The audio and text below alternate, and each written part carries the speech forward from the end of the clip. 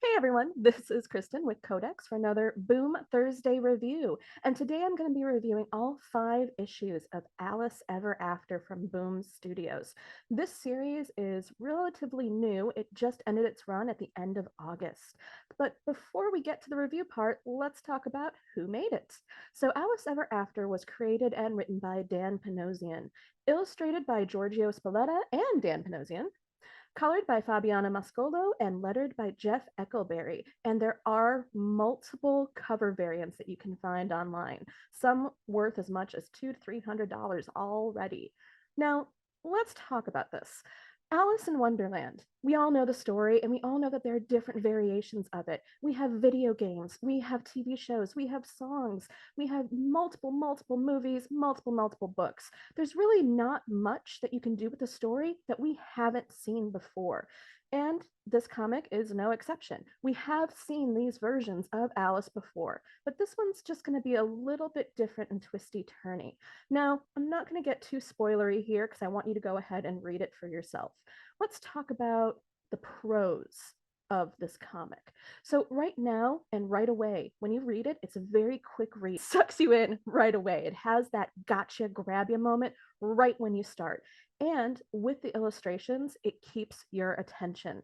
Now, you know I'm a huge fan of Easter eggs in my comics and also my video games. So I love looking at the background of all illustrations. And if you know the story of Alice in Wonderland well enough and you know a lot of the characters, you're going to find hints of them in this comic, in the background, and in the characters that we find. Now, again, without being too spoilery, we get 2 different versions of Alice here. We get the Alice in Wonderland, and then we get Alice in the real world. So this is kind of where it takes a little bit of a horror twist. What really is Alice's reality? Kind of the question that you have to ask yourself in the book as well, but we'll never know. Now, all 5 issues really do grab you. There's no dead air or anything like that, so to speak. I didn't have a problem reading through any of them. My only negative complaint and con about this comic book is, again, we've seen this before. There is a version of Alice in an asylum here, a mental institution. We've seen that before. There are versions of Alice with a little bit of a horror twist. Definitely have seen that before. But everything that you read here, it's a little familiar. It's a little dreamlike and it's a little scary. Now, the comic does a wonderful way of making the Wonderland pictures bright and colorful and cheerful and happy to the point that you kind of hope it really is her reality because it's the only time she's actually very happy. Whereas in the real world, it's very dark and scary and just kind of noir-esque, as you know, I like to say a lot, but it really is. So it does really give you almost a Tim Burton feeling, who also did an Alice in Wonderland movie, a Tim Burton type feeling when you're looking at these illustrations and at the characters that you know and love. Some of them are still in Wonderland with her, some of them are in the real world. So it really does leave you with this idea of, where is she really? What version of her is real? Is it the version in the real world that we know where she has been facing some horrible tragedy and has been carrying a deep, dark secret? No spoilers. Or is the real version of her in Wonderland where she is with all of her friends? I did think there was a little bit of a unique twist in here because we have 2 cats in Alice's real world that are kind of sort of a Greek chorus in a way. They narrate little parts, they kind of catch you up in the story, they make sure to fill in the blanks for you. And it seems sometimes she can actually hear them in the real world or just hear them in Wonderland. You're not really sure. So you kind of get sucked into this idea of this fantasy, and then you're sort of left questioning your own reality after it. So, with that being said, since it is a really quick read, only 5 issues, each issue is about 20 to 25 pages.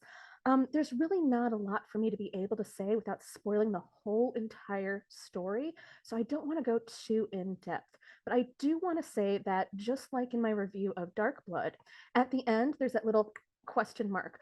So I'm really hoping that they're going to go ahead and continue this story. There is a lot more to be explored here. It is a full story on its own, so you're not going to be disappointed or left on a cliffhanger or anything like that. All five issues are a complete story, but I think that this is a world that we can explore even more. So, with that being said, I'm going to go ahead and give this comic book an 8 out of 10. Reason for the 8 out of 10 is it's beautiful, it's gorgeous, it does suck you in, and it does keep your attention. A little bit of a ding just because it's really hard to be super unique when you're doing an Alice in Wonderland story because we have so many iterations of it. So with that, I didn't go into this with such high hopes. I love Alice in Wonderland. It's one of my favorite books. It's one of my favorite movies, things of that nature. And I was like, yeah, I know this. So my expectations weren't too high, but they were definitely met and exceeded once I finished it off. So 8 out of 10, definitely a read for anyone that is a Tim Burton fan, likes that idea of bright and bubbly and then super, super dark, and also just really wants to go ahead and have a good, quick read that will leave you satisfied and also kind of have you hoping for more.